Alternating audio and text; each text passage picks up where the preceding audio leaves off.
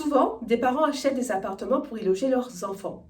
Mais il y arrive des cas de figure dans lesquels ce sont les enfants qui veulent ou qui doivent loger leurs parents. Quelles sont les incidences fiscales? On en parle après le jingle.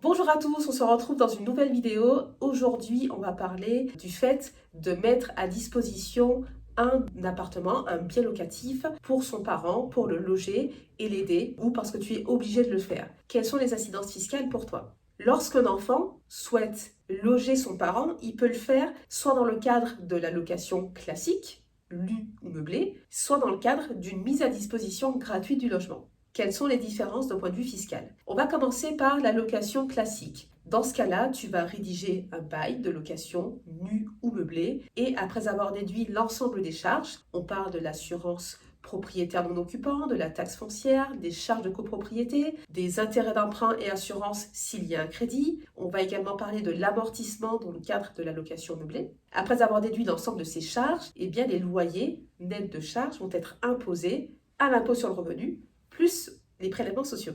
3 petits points d'attention. Le premier, le prix du loyer. Si tu fixes un loyer trop faible et que tu déduis des charges, tu vas mécaniquement réduire le revenu foncier sur lequel tu es imposé. Dans certains cas, tu peux même créer un déficit. L'administration fiscale considère qu'en permettant à tes parents de bénéficier d'un loyer anormalement bas, eh bien l'enfant se conserve le bien pour une jouissance pour lui-même. Dans ce cas-là, aucune charge n'est déductible. Le second point, c'est qu'il faut savoir que les parents qui sont logés par leurs enfants ne peuvent pas prétendre aux aides au logement. Troisième point, certains dispositifs de défiscalisation interdisent la mise en location à un ascendant. Seul le Pinel de Normandie et le Périsol le permettent sous réserve de ressources du locataire, tes parents, et sous réserve de plafond de loyer. Maintenant, qu'est-ce qui se passe dans le cadre d'une mise à disposition gratuite de l'appartement à tes parents? Tout d'abord, un contrat de location n'est pas nécessaire. Dans ce cas, ton parent ne te verse pas de loyer, il n'y a donc pas de charge déductible et cette mise à disposition peut être requalifiée en donation si tes parents ont les ressources financières suffisantes pour payer un loyer. A l'inverse, si tes parents n'ont pas suffisamment de ressources pour se loger, eh bien cela peut être assimilé à une pension alimentaire versée en nature. Dans ce cas, tu peux éventuellement déduire de tes revenus imposables la pension alimentaire, qui est l'équivalent du prix de marché pour le loyer, à condition que tes parents ne sont pas rattachés à ton foyer fiscal et sous réserve que tes parents soient dans une situation de besoin.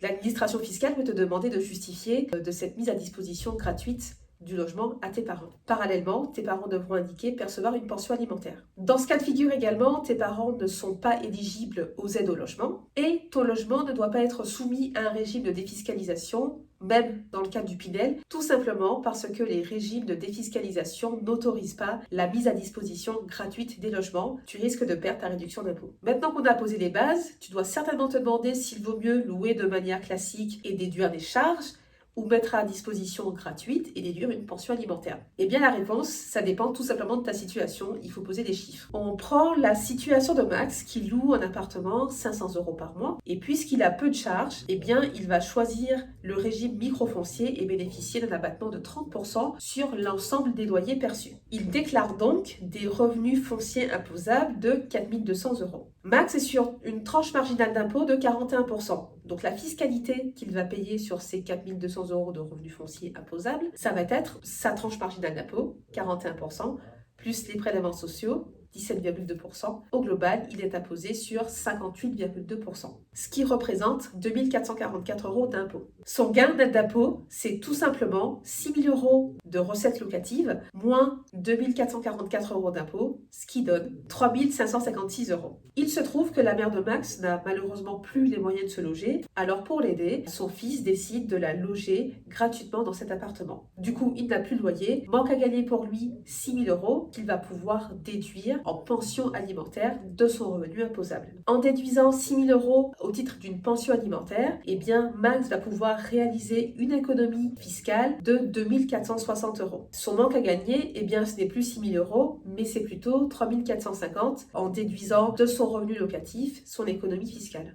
Il faut comparer cette somme avec les frais que Max aurait supportés s'il avait pris à sa charge des frais pour loger sa mère dans un autre appartement. Plutôt que de payer un loyer par ailleurs, Max lui met gratuitement à disposition son logement. Sa mère, quant à elle, devra déclarer percevoir une pension alimentaire de 6 000 €, mais finalement, il est fort à parier qu'elle ne paye pas d'impôts si elle n'a pas ou peu de revenus. Voilà, c'est tout pour aujourd'hui. N'hésite pas à nous poser tes questions en commentaire et à t'abonner pour plus de contenu. Je te dis à très vite pour une nouvelle vidéo et d'ici là, prends soin de ton patrimoine.